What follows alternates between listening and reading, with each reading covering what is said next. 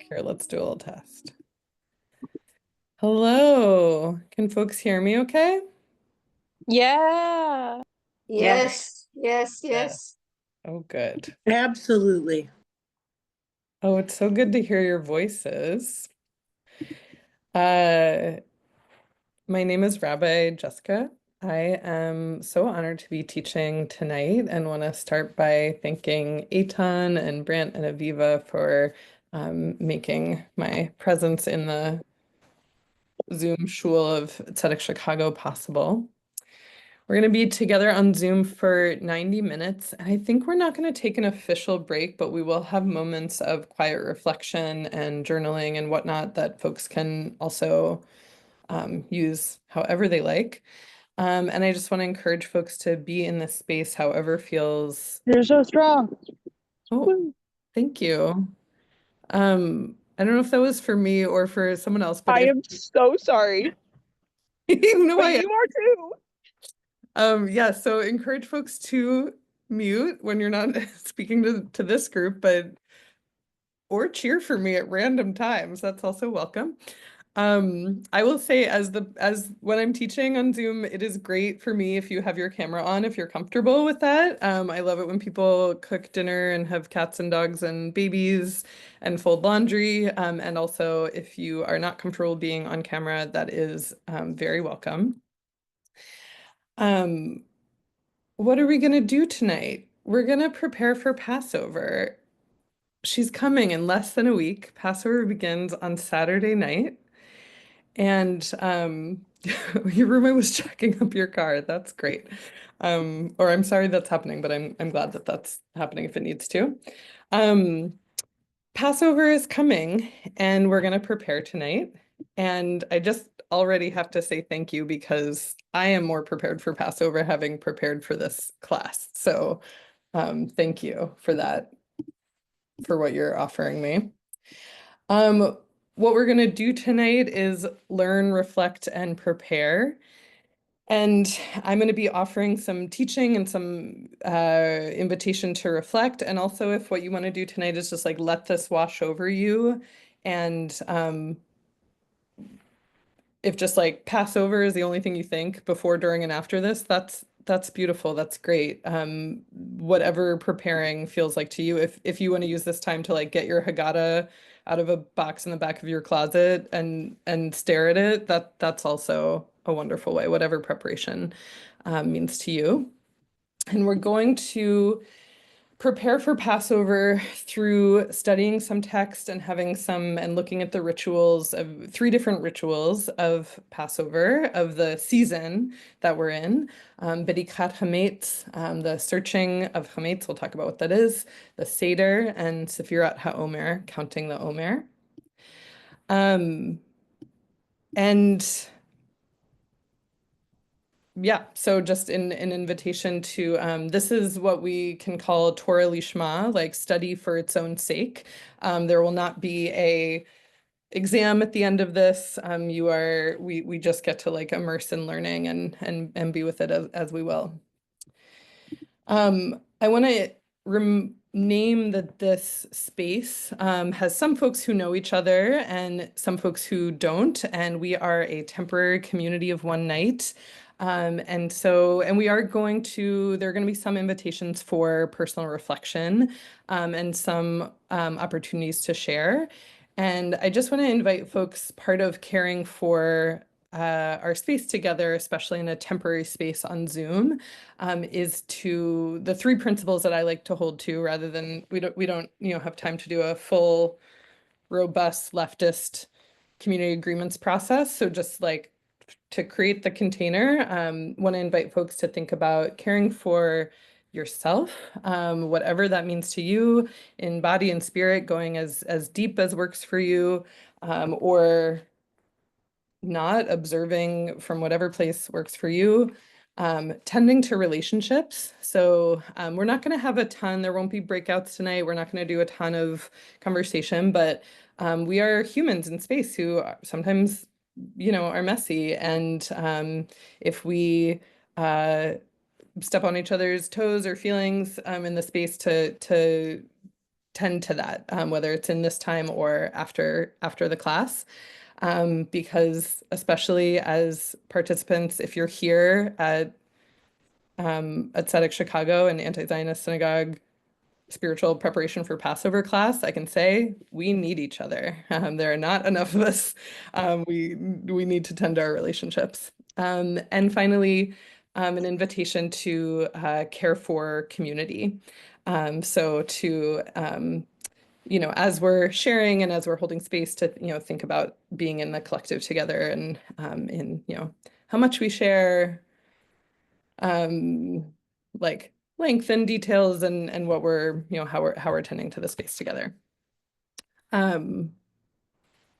Thumbs up or not, or any like big questions or anything else anyone needs for proceeding together for a night.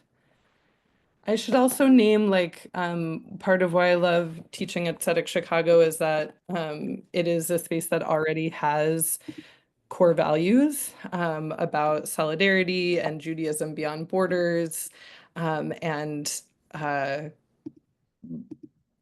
all the things. I'm not going to read them all out right. Oh no. Okay, wait, how do I copy paste without? Oop. Yeah, we are in a community that values justice in the world and in our relationships and is fighting racism, nationalism, patriarchy, forms of oppression, hopefully not just what we do out in the world, but also in the spaces we create. So that is part of what I'm bringing in and inviting you to join me in. So where do we go from here? Okay. So as I said, we're gonna actually let's go back for a second. We're gonna be with 3 rituals tonight. We're going to study the search of chametz, that which gets in the way of our acting for liberation. We're going to study the Seder, a gathering of people who are storytelling together, learning from those who've gone before us, and feeding each other and visioning freedom. And Sefirat HaOmer, counting the Omer, intentionally cultivating the characteristics that we increase our ability to work for justice and bring the world to come in our days. And if you've studied with me before, these questions will be very familiar. These are the questions that I bring to a Jewish holiday. Because the holidays stay the same every year and we change and time changes, or like the world changes and we change, but the holidays stay the same. And so when we come to a holiday, what I like to ask myself is, where am I? How am I? What do I need right now? And tonight I'm kind of adding another layer to that. What is the space between how I am and how I am striving to be? And then zooming out, looking at our community and our collectives, where are we? How are we? What do we need right now? What's happening in the space? What's the shape of the space between how we are and how we're striving to be? Oh, okay, okay. Admitting all. Okay. And then thinking about this moment in time. What is this time? What is this moment? What's needed right now? And then turning to the holiday to ask, what is the medicine that this ritual and holiday offers us in this moment? This is not a linear process by any means. I will say, actually, oftentimes I learn about how I am by studying the holiday, and then feeling like, okay, what's hitting this year? What resonates? What makes me so angry? And that process of reflection often really like is how I learn how I'm doing. And that's kind of, again, like broadly, we're gonna again kind of like go into some specific text, but that's also just like an invitation for this time and learning about this holiday is as this we're learning about these rituals can be a moment to ask, where are we? What does this bring up?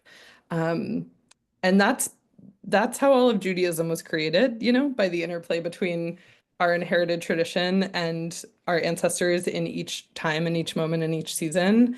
And so what we're creating tonight when we interact with this inherited tradition. That is all that Judaism is in every generation, is like each generation uh, asking these questions and making new things. Um, and for just like a landing moment, before we get into the specifics of each holiday, I want to invite folks to turn inward for a moment. So this could involve closing your eyes or looking away from the computer screen to try to sense into, just come a little closer to seeing how are you right now in this moment.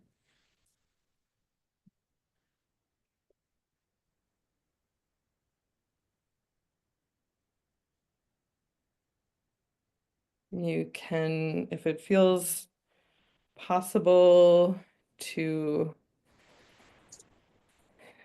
see how you're feeling in your body. That may or may not feel accessible right now. And just ask how your mood is as you arrive here tonight.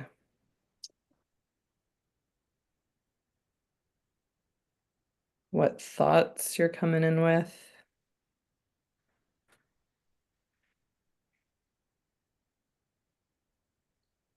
These days and this season that we're living in, sometimes when we slow down, the grief and the fear and the sadness can really overwhelm. I know that busyness is something that I use to keep some of those feelings at bay. So if slowing down brings up feelings of despair or grief, those are welcome here.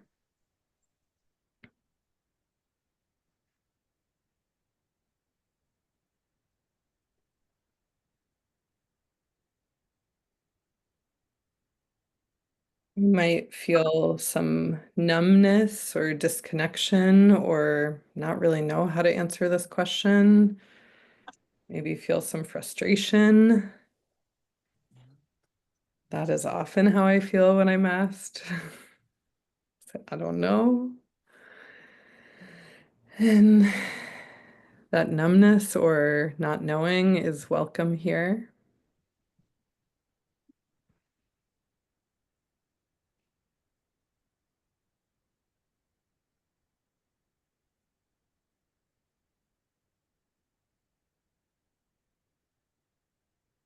We might feel some calm. We might feel gratitude to be in a anti-Zionist Jewish learning space. We might have reached the end of a hard day and be ready to receive and feel some rest and gratitude from that.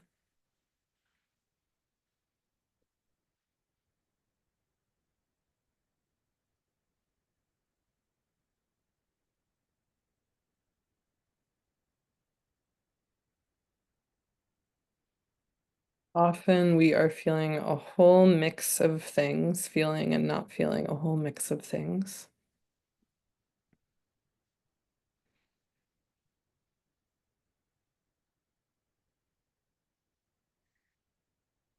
So the invitation in these last moments of this reflection is to collectively try to be just a smidge more awake and present to however we are in this moment.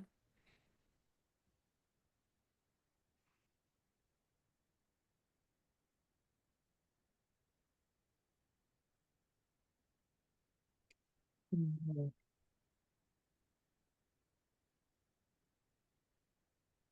And I'll just invite you to come back into the room in whatever way works for you.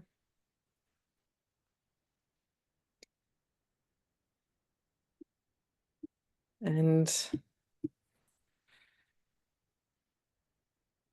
stay with those questions for as long as suits you tonight, because I really believe all of Jewish ritual most of it is a practice of being present in this moment with what arises and going from there. So thank you for landing that way with me and each other here tonight. Okay.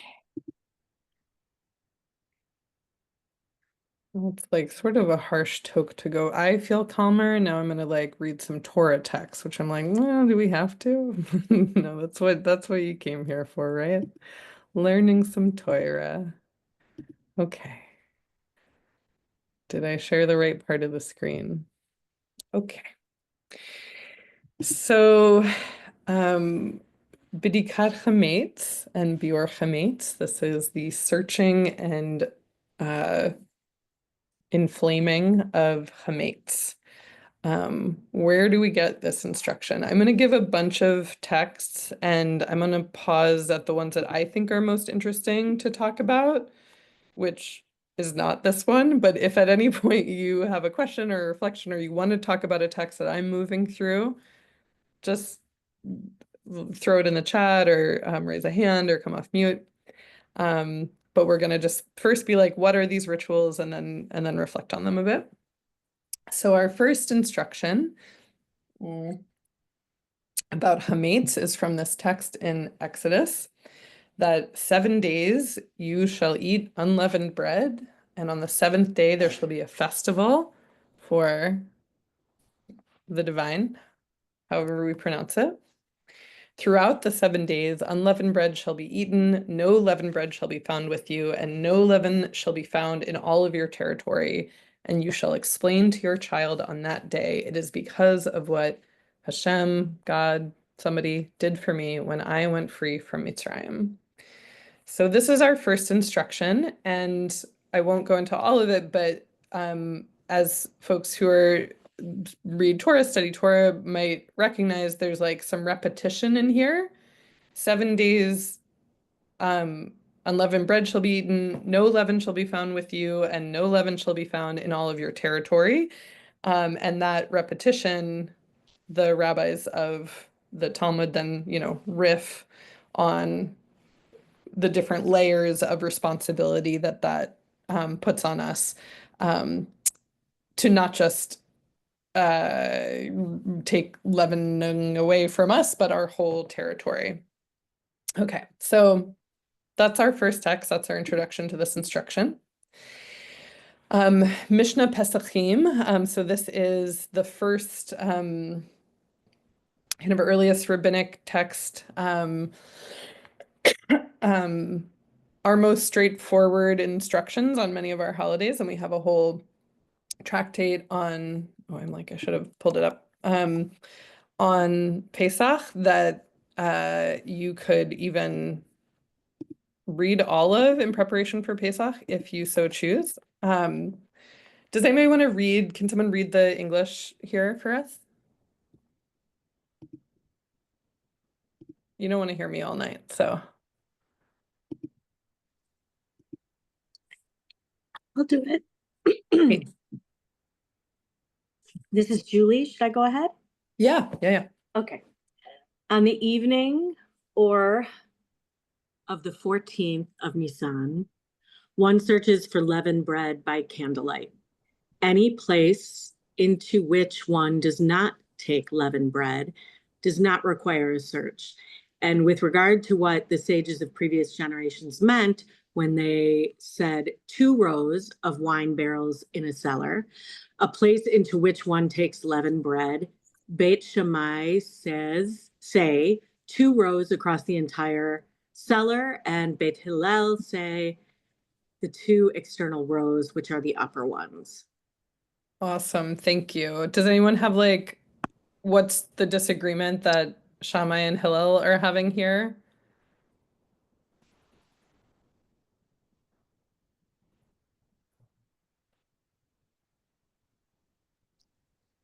I'm still trying to figure out why there's wine. I'm just I'm sorry. Yeah. Great. Yeah. So this is from what I understand of this text, this is an example of a place that you would like be searching for chametz that is not like, not your bakery or not your bread oven or whatever it is, but a place where there is like, you might take your sandwich into the cellar when you're doing your wine cellaring, but you don't like store bread there. So this is an example of a place where like there could be some chametz, you got to search for it, but like you got to search because you might have eaten a sandwich in there, but you don't like store your bread in there.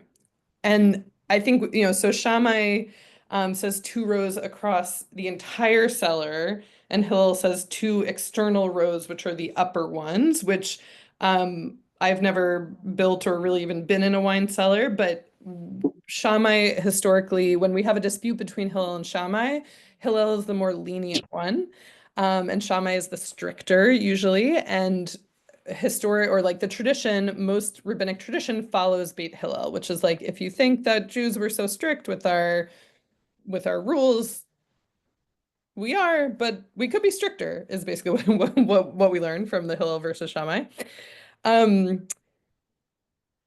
So on one hand, this is about like, how do we, how deep do we do the search for chametz? We're going to get into this idea that chametz is not just the searching literally for. So what this tradition is, what this practice is searching for the leavening, the bread, the stuff we don't eat on Passover, and getting it out of our house. And over the millennia, this has developed also into a spiritual practice. So when we're searching for the literal chametz, we are also searching for spiritual chametz in ourselves. What is that? We'll get into that. Part of what I love about this text is that as I think about this in relationship to reflecting on ourselves, we could think of this as like stricter or more lenient, or we can think of this as like, how do we investigate our recurring patterns? How do we investigate like the ways that we are in surprising moments in the external rows or in the outward facing? And how do we investigate our kind of like deeper sense of selves? Like, and I want to preserve both of these, that we have like the self that is facing outward, the external rows, and then we have our like whole cellar, like a whole deep look. And we can go with Beit Hillel. We can like just do a surface look, and that is kosher. And the tradition never says who's right or wrong, really. Like, I mean, sometimes it's kind of like tells us we go with this version, not this version, but both are preserved as options. And I think that's like can be instructive for us as we are starting this practice of like, what do we want to get rid of in this time, that it's like, okay, what comes to the surface and what is the deeper searching? Okay, so how do we look? We've got these two rows, or the 2 rows across the entire, or the external ones. How do we look for chametz? So the tradition is that, well, actually, let's read this text. Could I get a different voice to read this next text from Spain in the 13th century? A rabbi, Bachya ben Asher. This is riffing on Pesach, or part of his text on Pesach. Anybody want to read this text? Just as Bedikat Chametz, checking for Chametz, is not valid by sunlight, nor by moonlight, nor by the light of a torch, but only by the light of a candle, so too the Bedika, the checking of the Yetzer Hara, must be by the light of the Neshama, the soul, which is called Ner, candle. This is what is written in Proverbs 20:27. The candle of Hashem is the soul of man, which searches the chambers of one's inner being. Beautiful, thank you. Anybody have a like first, what is this? What's this describing?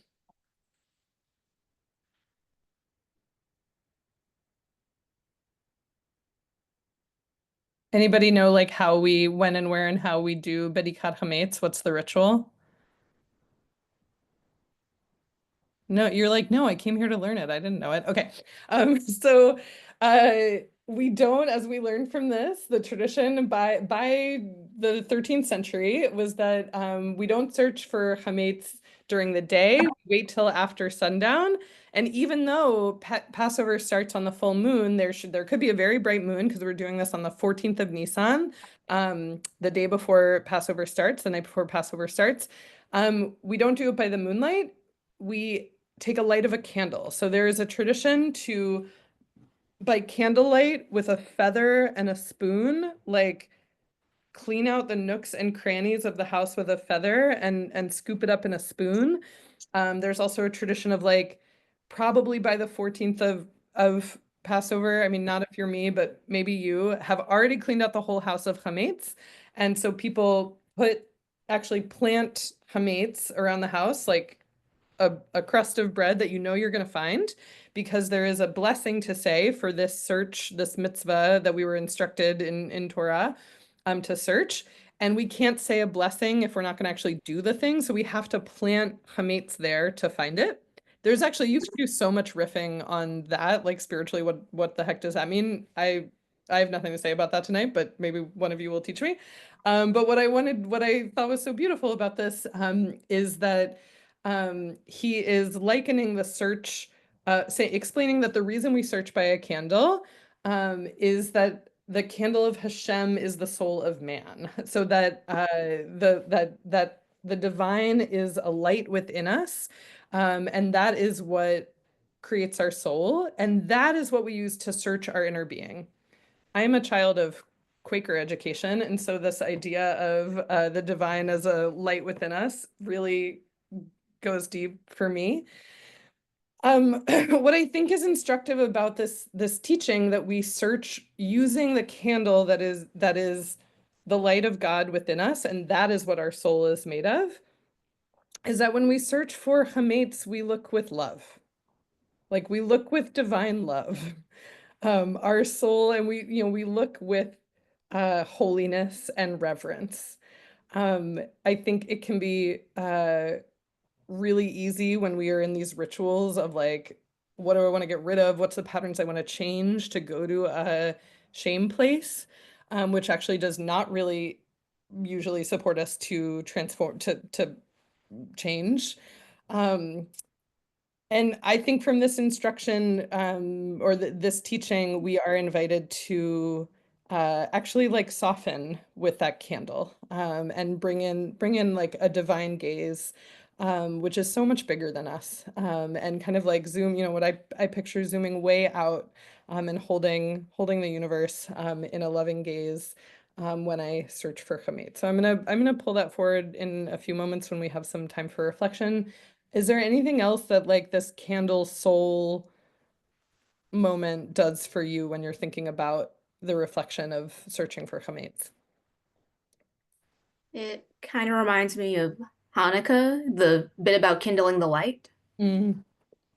Yeah. Do you want to say any more? Like what from Hanukkah do you want to pull into this moment? Oh, well, when I think of the kindling the light metaphor, I think of it as like purposely, like, I guess purposely like making a light in a dark situation. Like I guess in this particular case, you're not just using the natural light, you're with intention making light to look for something. That's So beautiful. if you miss something, it's more on you than say if you were just looking and it's like, well, the shadow of the sun passing by was in the way, so that's why I didn't didn't catch it. So I guess it's more of an intention thing if it's a candle. I love that. Yeah, you actually have to like strike a match, light a candle, put the light in there. Yeah, so it's both. It's like not the reflection that you get just from like shooting the shit under the sun at the beach. It is a like intentional candle moment. I love that. Thank you for that. Yeah, Virginia.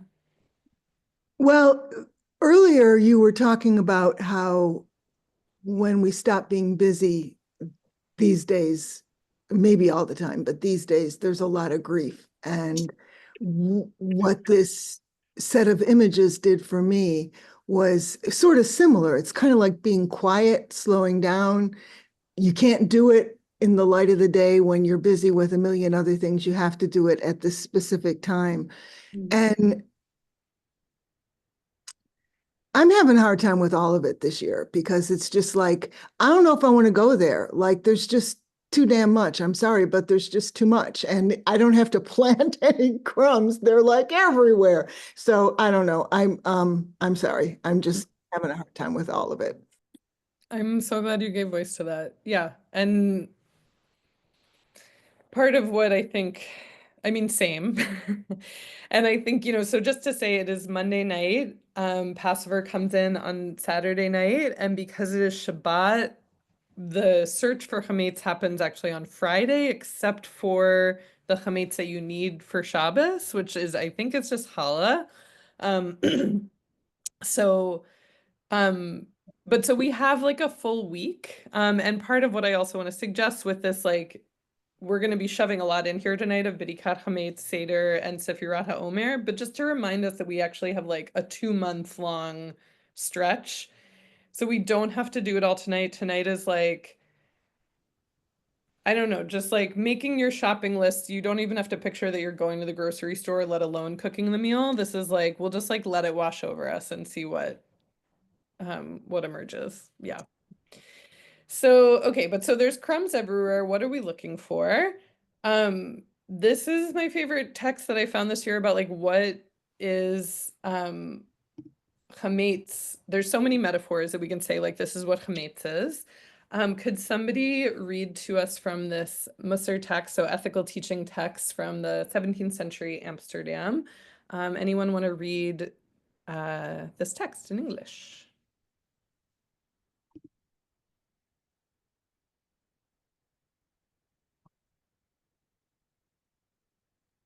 I can read.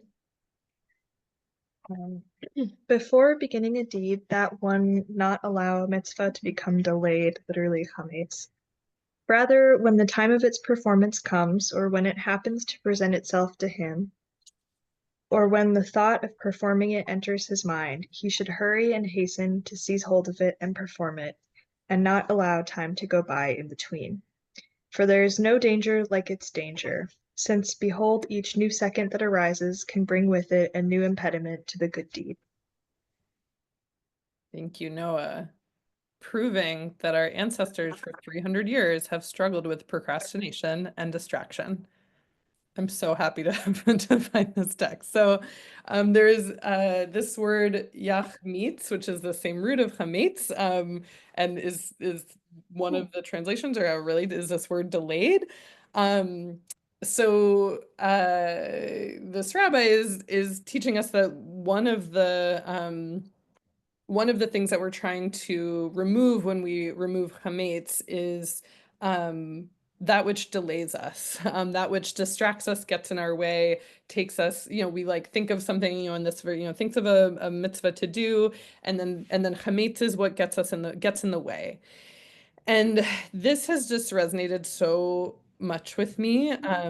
The degree to which which I am, I'll speak for myself, distracted, both by the technology that I'm surrounded with, by doing too many things and spreading myself too thin, by thoughts like this won't work, like this is not, what I'm doing isn't good enough.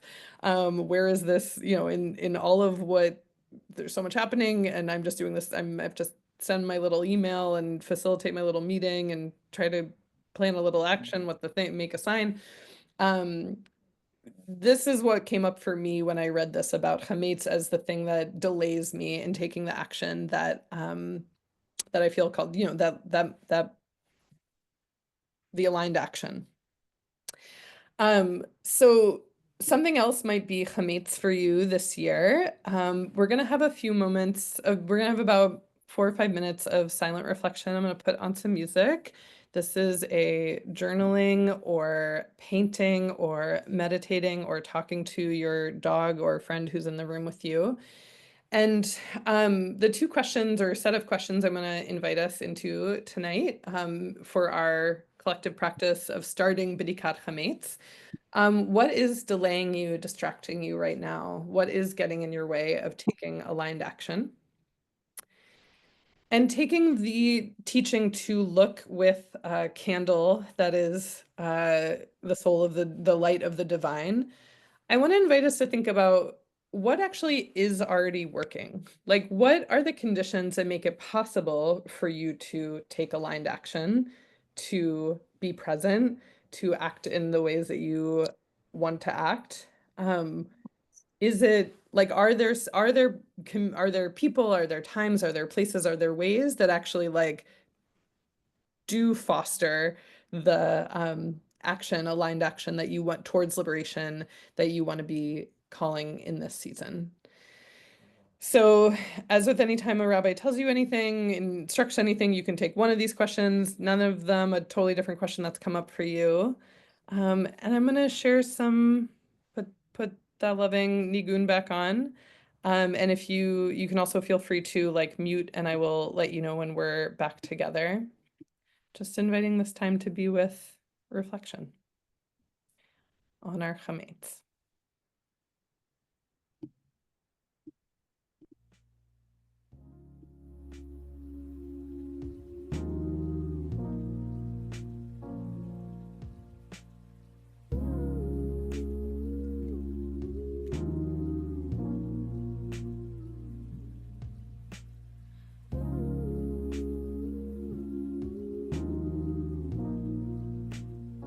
Okay. Okay, this is pretty easy. So it's just about covering.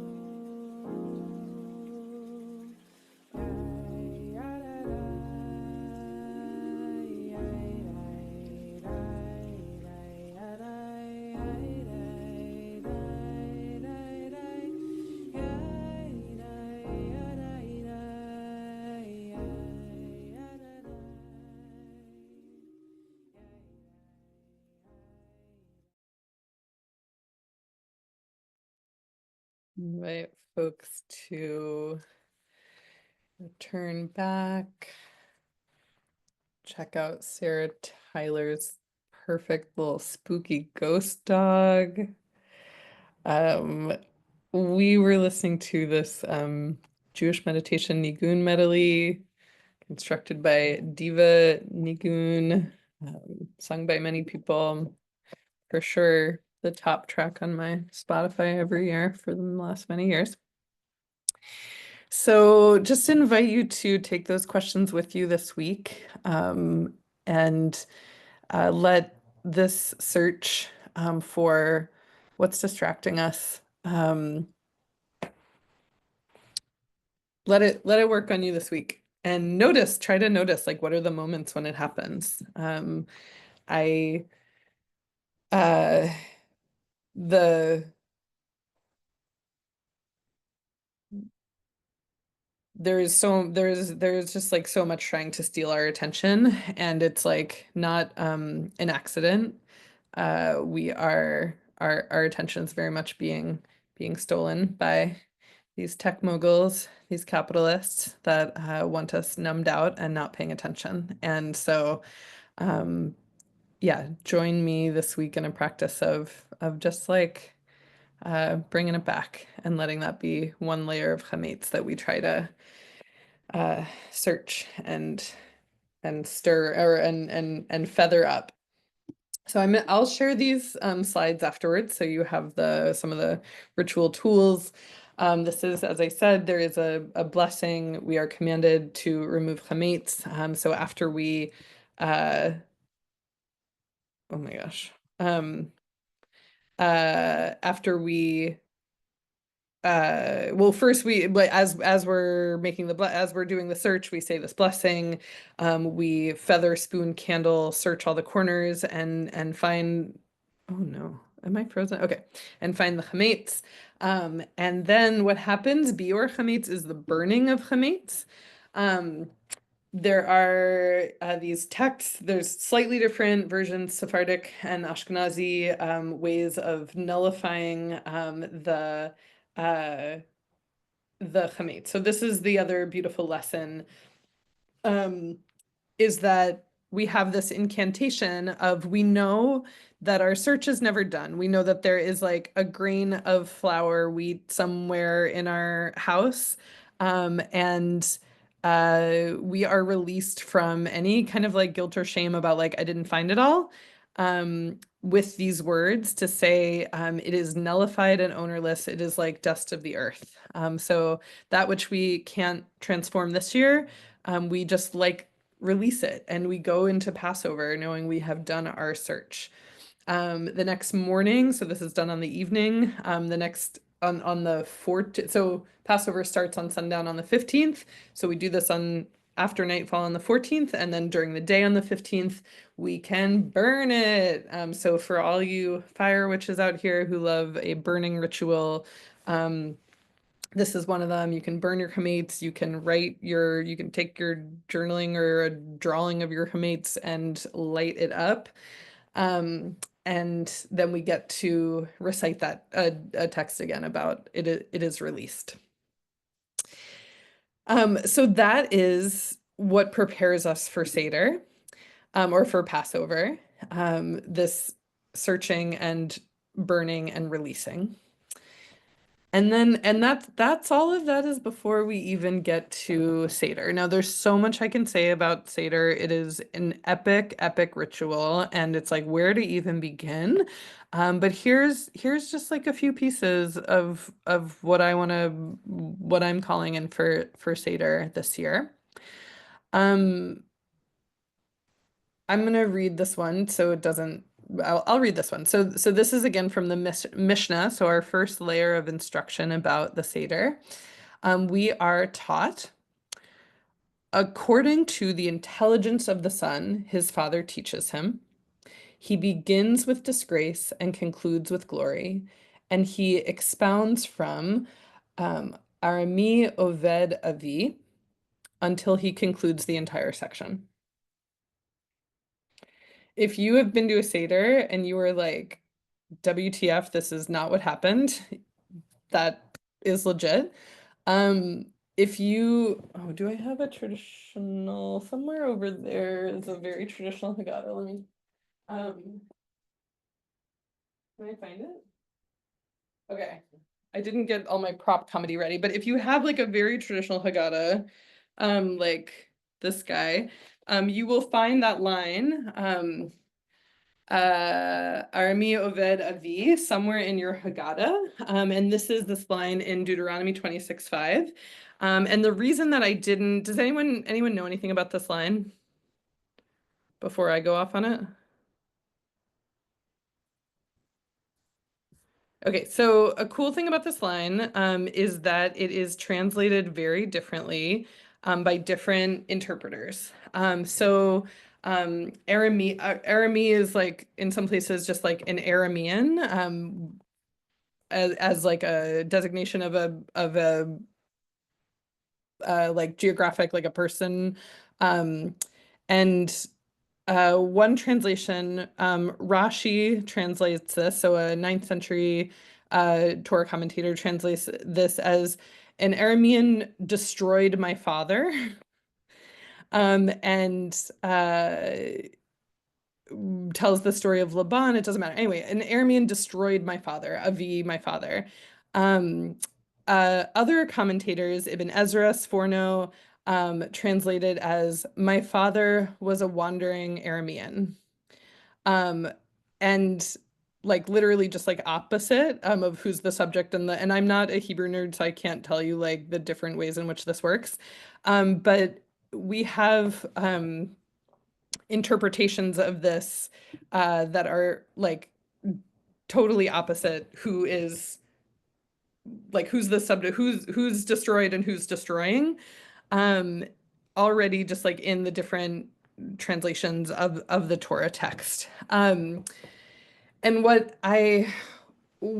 the other kind of key word I want to bring in here is word doresh. So people might recognize midrash as a genre, as a Jewish text genre, that is a story that teaches us something.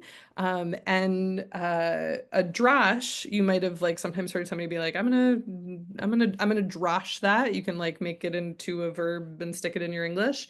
As I'm gonna, here it's translated as expounds. And what I love about this is that what we have in the instruction of how to tell the story of the Exodus is that we're never just repeating the story. We are, from the earliest instruction, drashing it, which means to work with it, to be creative with it, to make new meanings from it. It is a ritual of interpretation. Like if we just read the Exodus story without drashing it, we're not actually fulfilling the mitzvah of telling the story. That's my interpretation. Like we can't just read it, we actually have to make meaning of it. I left the gender here, the intelligence of the son, the father, just because I don't like to pretend that our texts are not misogynist when they totally are. But something that when I was reading this year, I was like, oh, it's from each according to his ability to each according to his need, is what this is telling us, that we actually like how you teach this text is going to be different based on who you are, who you're teaching to.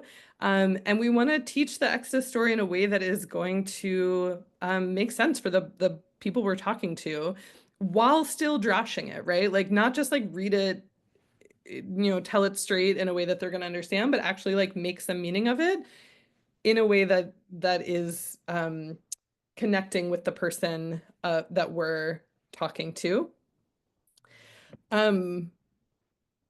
And we have this line, he begins with disgrace and concludes with glory.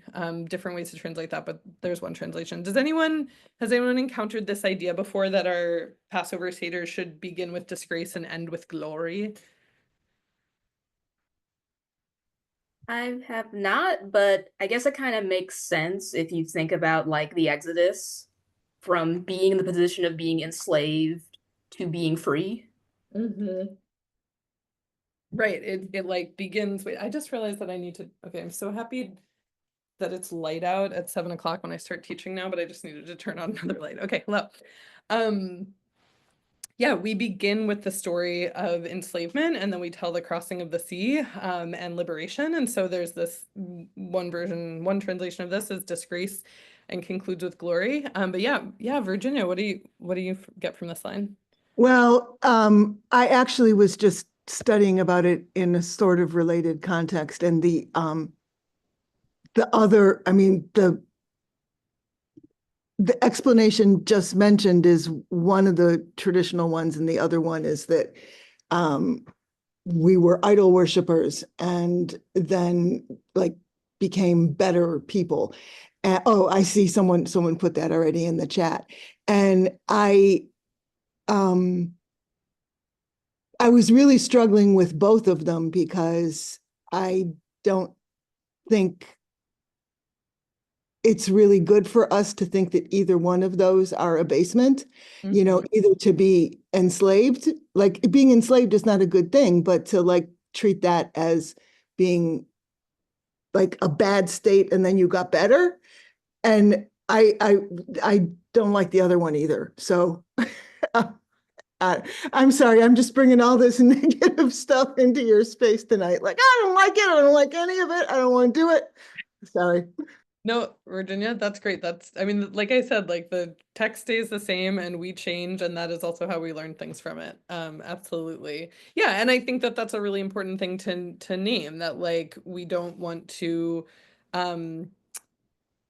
tell this story in a way that like denigrates any of the people that it is happening to, especially when we bring it forward and apply it into contemporary times. Yeah, Christine. Oh, I just wanted to say that even if maybe the phrasing is like implies like you are a lesser person if you're enslaved, in my interpretation, it's more of a you kind of being like treated less than human is like a constant state of humiliation. So it's like it's more about the internal feeling of being like constantly oppressed as opposed to like you are weak because you are oppressed, if that makes sense. Beautiful. Yeah, and really important to name. And this is the one thing we know about a Seder is we have a long time around that table, hopefully to like pull that apart. I'm gonna throw one more text on here. Wait, this is one of those like, do I know what's on the actually no, oh yeah, okay, this also expands this. So this is another verse of Mishnah Pesachim, where we have this instruction that folks, you know, to tell your child, this is what happened, what the divine did for me when I came forth out of Mitzrayim, and to tell the story as though in every generation we tell it as if it happened to us. And therefore, it doesn't end there. We are obligated to thank, to praise, to glorify, extol, exalt, honor, bless, revere, laud. Okay.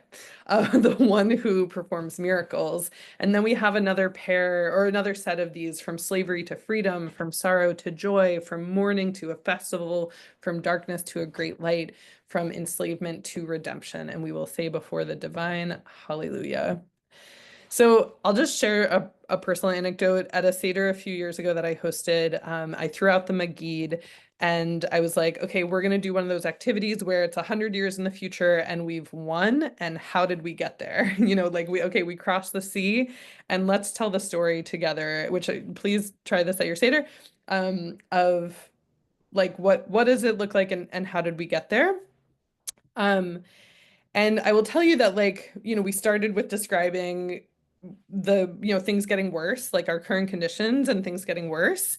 And then slowly the group started to, and this, you know, I was like lightly facilitating, you know, like, okay, we like figured out how to, you know, I like live a few blocks from a pond that you could not currently drink out of in 2025, but we like designed a water filtration system, and then we like had fresh water from the lake, and we were building this beautiful thing. And then someone, a dear friend of mine, beloved, said like, and I won't even then just said like a really bad thing happened, and we had like really built collectively a beautiful arc, and then like they took us like right back to the like real hard times in our storytelling, and it just like really changed the vibe, and everybody got really quiet, and it just like kind of really crushed the like imaginative creative liberation space that we were in. And that is when I was like, there was an instruction about this. Like the Mishnah literally has this wisdom of storytelling of like,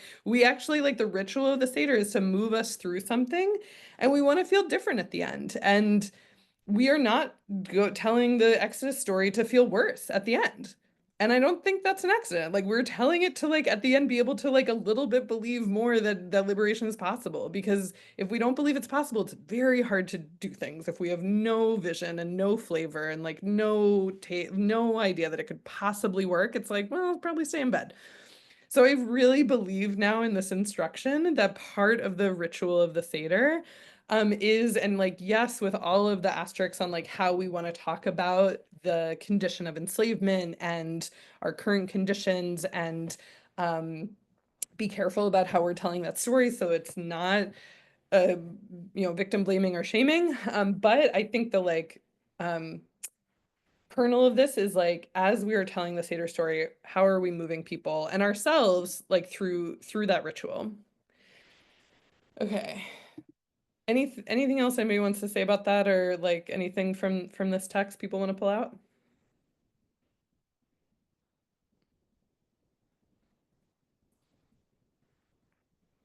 Okay. Oh, okay. So we're gonna have some moments to reflect on the Seder. Want to invite people to think about the way I phrase it is, who are you building interdependence with? I think the Seder of like, who are we feeding? Who are we teaching? And whose drash inspires you? Like, who do you want to learn from? This is a moment where like it's Monday, Passover starts on Saturday, but we have a whole another week after it. If this is not like, who are you inviting to your Seder, but like, who are you going to spend some intentional time with over Passover, who you want to learn from? And the other invitation question is to describe a moment when you witnessed moving from disgrace to glory in this year, in this time, and what did you learn? And again, like, who do you want to share that story with? So we'll have another few minutes of reflection on these, or anything else that's coming up for you.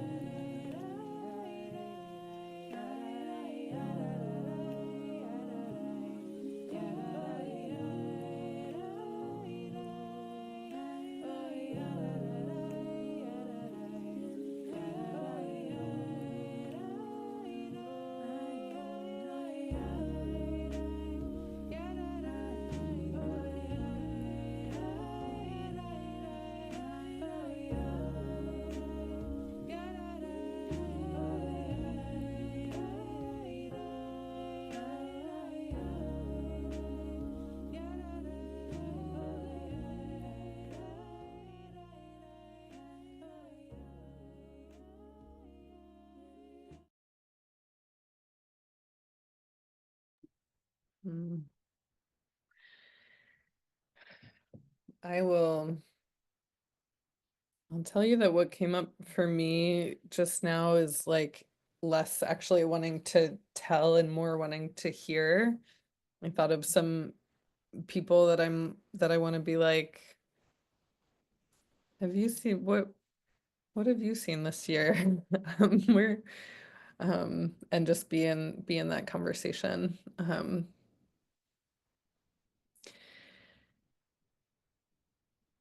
I'm like, okay, I think we're gonna do this third part, and then I just like if there's anything, and then I think we'll have time for like all three reflections roundup of if both from B'dikat Hametz, Seder, and Sefirat HaOmer, if there's something folks want to share. So just like invite, but I want to leave time, give the Omer its time. Suzala, this question, I think this is appropriation to keep Sephardic food rules if I'm Ashkenazi. I think not appropriation. I'll say I'm curious what other folks think. Like, for me, so do folks know?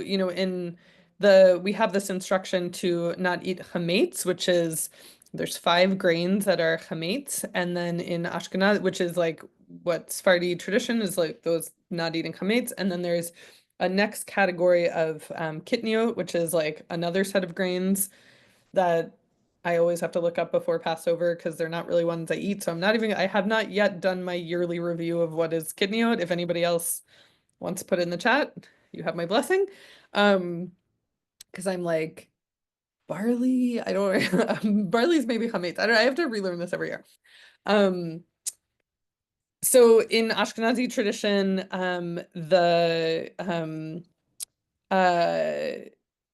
the extra grains is this idea of putting a fence around the Torah. So like we have the Torah prohibition against chametz, and then we have an extra layer of things that chametz might be. The reason for that is that there could be chametz mixed into those things. So like rice, your bag of rice might have like it's the kind of like this product has been made in a facility where peanuts are made kind of thing, like a contamination fear. And this like was from a time when people's like barrel of grain, when people were not buying like suction sealed things. And there was just like much more of a risk of cross contamination. For me, kind of like knowing the reason for that, I think if you're like, I can trust that this rice is not going to have any chametz in it, like this is sealed in such a way that I trust that. I think like to me it's like less about the cultural Ashkenazi or Sephardi and more like the reason for that mitzvot or for that stringency and like thinking about like what resonates for you. And I think someone put in the I can't, because thank you, Noah, for sharing. This is like naming in the space because of eating disorder issues. I can't handle removing more than the just 5 grains. Absolutely. Like whatever practice. And let me just say, like, if that is just for the Seder meals that you're going to remove chametz, because that's what's right for you and your body, like absolutely taking on a practice that actually brings us into the spiritual invitation of the season and doesn't get in the way of our physical, mental, emotional, spiritual health. Like that is what is holy to me. And I love people like sharing some about what their own practices are. Okay, so we've done B'dikat Hametz. We made a Seder. It was a lot of work. It was so beautiful, so fun. We feel transformed. The season is not over yet. We have this whole Passover is like, the Seder is like not just the end of the ritual, it's the beginning of something else. So on the second night of Passover, we begin this counting of Sefirat HaOmer, counting the Omer. And we begin with the agricultural instruction from Torah. From the day on which you bring the sheaf of elevation offering, the day after the Sabbath, which in this case is referring to the day after the first day of Pesach, you shall count off 7 weeks. They must be complete. You must count until the day after the 7th week, 50 days. Then you shall bring an offering of new grain to the divine. So this is, in its original instruction, counting the 7 weeks between the barley harvest and the wheat harvest. And from what I have studied, this is the weeks in which most of the wheat for the whole year would be grown. And so we can think about Sefirat HaOmer counting the days as like an anxiety management tool for farmers in their most intense season. We have then layered on top of it our people's story of journeying from liberation from the Exodus in Mitzrayim to Shavuot is the holiday 7 weeks later, where we celebrate receiving Torah. And part of what we learned from this is that the liberation story is not just a physical crossing, but also a spiritual crossing and liberation that does not happen just in one night, but happens in an extended journey that we get to go on together. And spiritually, the Omer is an opportunity to week by week, day by day, invite in elements of the divine. So, I skipped ahead a little bit. Okay, so we have this Torah instruction. We have the story of we have the Torah instruction of barley to wheat. We have then the story of Exodus to Sinai, of liberation from Mitzrayim to receiving Torah.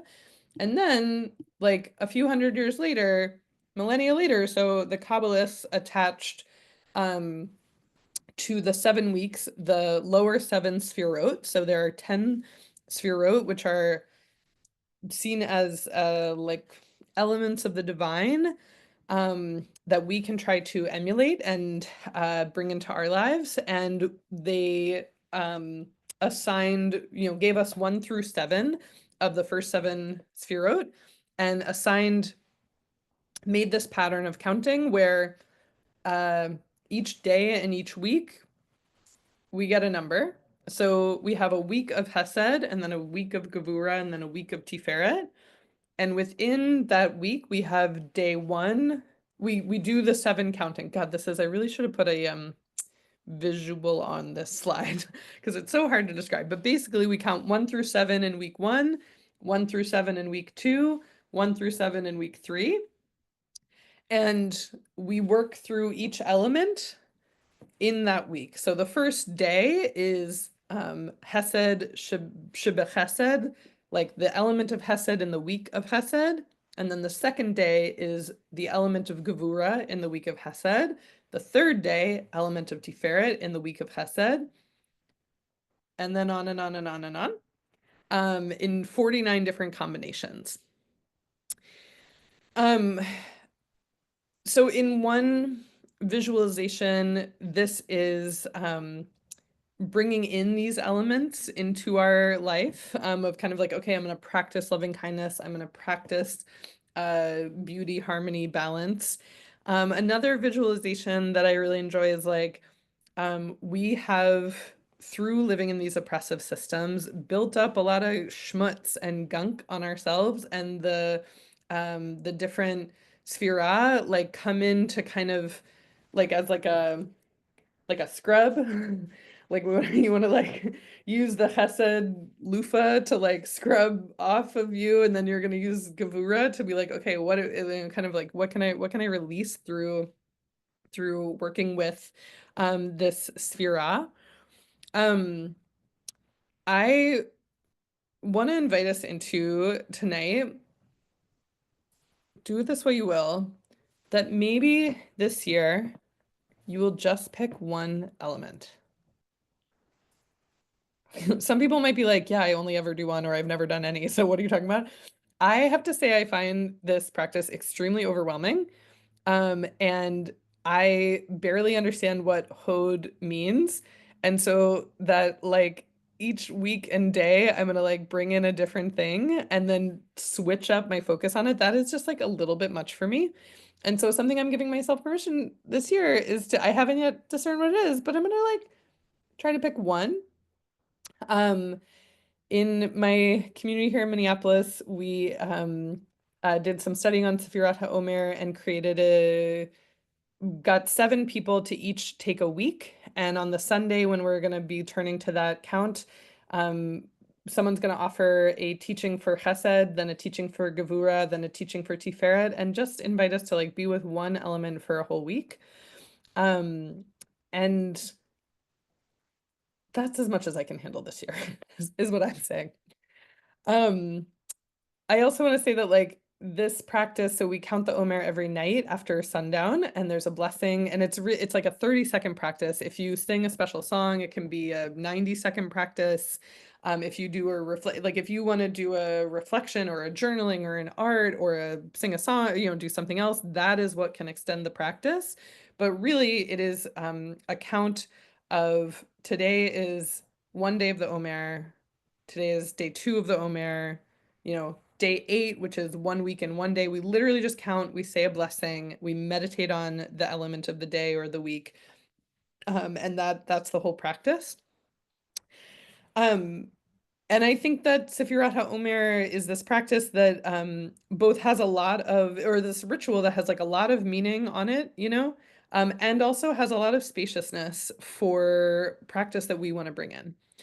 So if we are looking to build a meditation practice, this is a great time to start with 1 minute every day for a week, and then maybe 2 minutes every day for a week, maybe 3 minutes, and maybe we're going to build up to 7 minutes of meditation by the end of the Omer counting.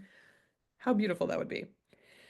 I will say that, so we have this blessing. If we forget at night, then the next day, the instruction is that you can say the blessing the next day. If you make it to sundown that night and haven't yet counted, then the traditional instruction is to count without the blessing, because we've like, on one hand, this is like 49 mitzvot, and on one hand, it's like one long mitzvah.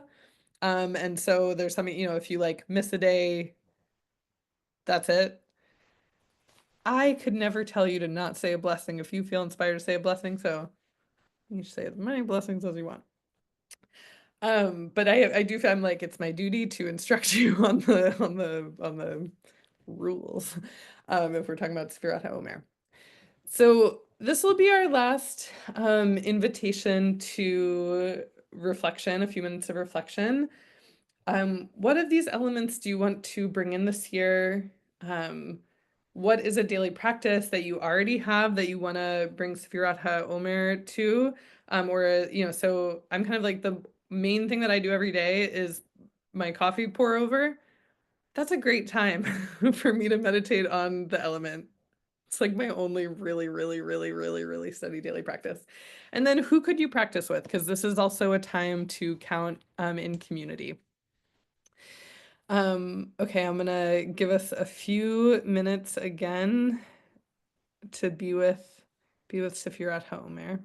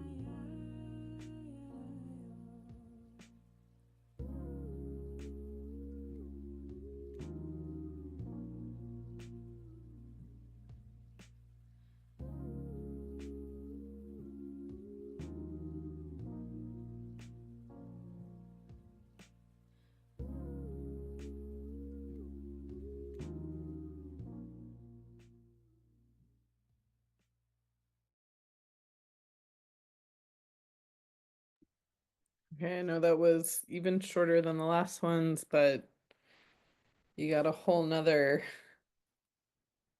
Actually, it's not really that long until we start counting the Omer. It's next Sunday, but we got a little more time on this one.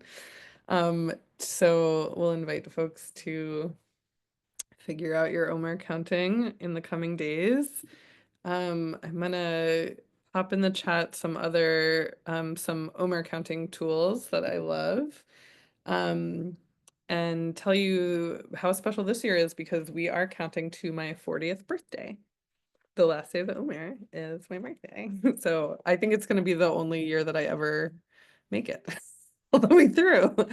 Um, so would love to hear as folks are comfortable if there's any more preparation in any or anything from these different reflections, Bedikat Hametz, the Seder reflection, or Omer that you want to that you feel moved to take on this year, or anything that's coming up for you, just like as you're how are you feeling more prepared for Passover? What else might you need to be prepared for Passover? Yeah, Amy. Yes, thank you, Rabbi Jessica, for another wonderful class. This is really helpful. I just wanted to say, so this year I'm hosting a Seder for the very first time.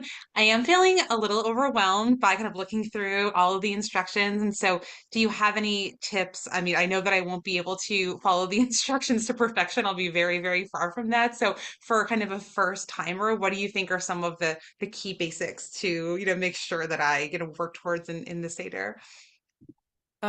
Such a great question. So, here's the thing. There's actually like what we are obligated to do at the Seder is not actually very many things.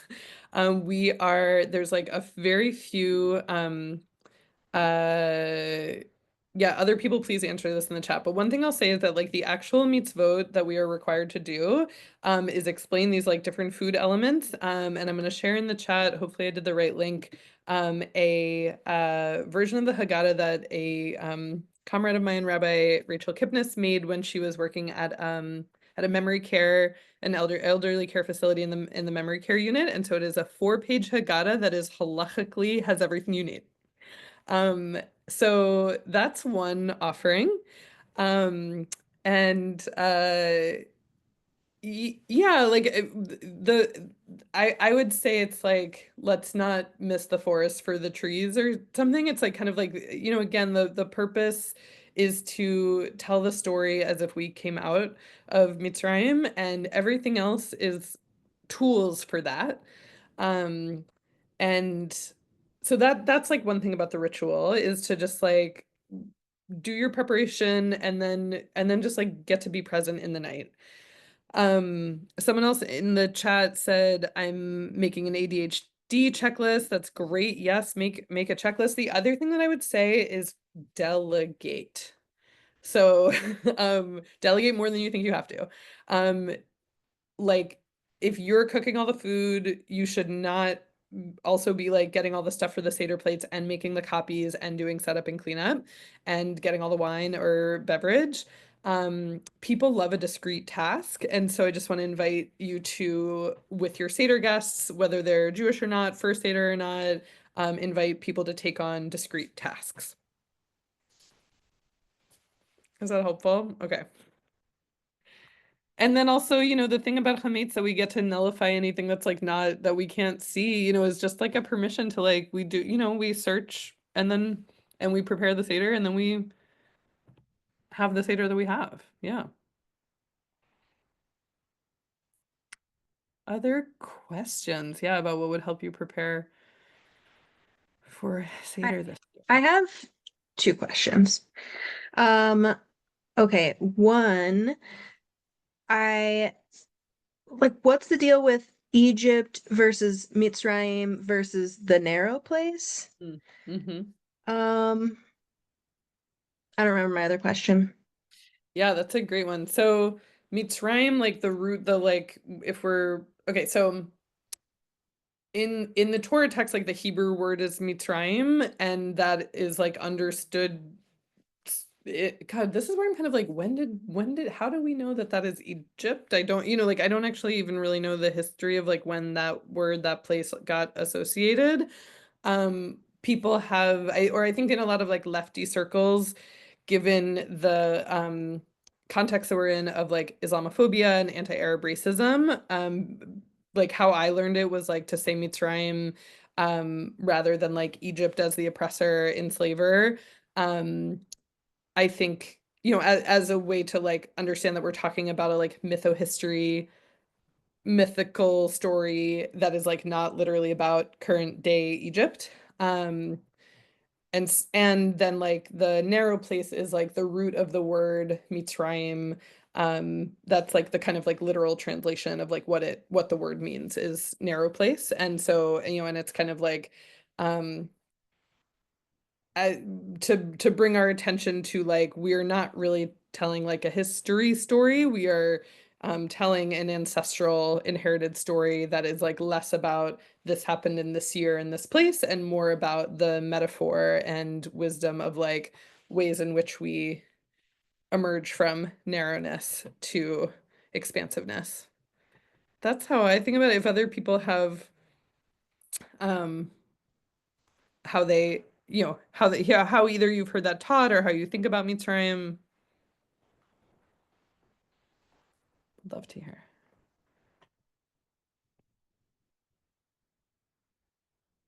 Other questions? I remembered my other question. Oh, great. Can I Yeah. ask it? Yeah, totally. Okay, with chametz, is there an alternative to burning it? Mm-hmm.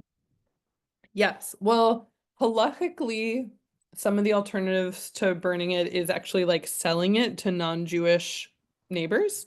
And there is a on the last day of Passover in many communities where Jews lived with Muslim neighbors, there's a holiday of Mamuna, which is like a feast of chametz, of like, you know, eating chametz with Muslim neighbors, that some folks are celebrate, you know, people still celebrate. But yeah, so that's like if you, for instance, if you like own a bakery and you can't like literally get rid of the chametz, you can sell it. And there are still, I don't know whether Tzedek Chicago is doing this, but there's synagogues that still do this. I think Hinenu in Baltimore, where my Havruta and work wife, Rabbi Ariana Katz, like does a selling the chametz where you like write up a thing that says like this is sold. You can also donate it. I definitely have like driven into my friend's house and just like put it in their house because the instruction, yeah, non-Jewish neighbors who like some like are so happy to take your chametz for a week, like are like, you know, allies. Yeah, that is if you want to like package it up, because remember the original instruction that we saw was like to not have it be in your territory at all. So you can get it off the premises. Yeah. Great question. Yeah, Amy. Somewhat relatedly, do you recommend that people participate in the fast of the firstborn to get prepared? Would you recommend trying that? I mean, I guess try any fast that you want. I don't know, I can't fast, so I never recommend that people fast. So I'm also kind of like, I realize it's 8:30 and we're at the end time, and also but people are, can totally stay on and answer more Passover questions as people have them.